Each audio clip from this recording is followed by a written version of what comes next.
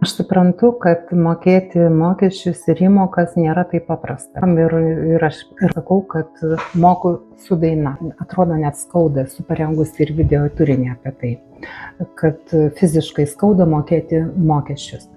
Ir čia toksai klausimas, o kokiosgi ten tos sodros lubos, kai jau nereikia mokėti įmokų sodrai? Tai dirbantiems savarankiškai su individualia veikla pagal pažymą įmokų sodrai lubos yra 43 VDU arba, tuoj pasakysiu skaičių, arba 99 422 eurai.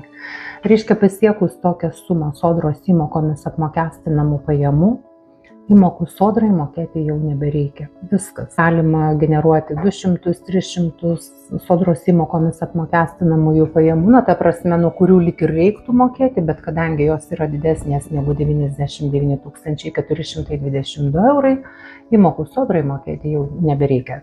Čia dirbantiems savarankiškai, tie, kurie dirba su darbo sutartimi, įmokų sodrai nemoka nuo 60 VDU, tai truputėlį skiriasi sumos. Įsivaizduokit, koks gėris. Taigi protingų sprendimų.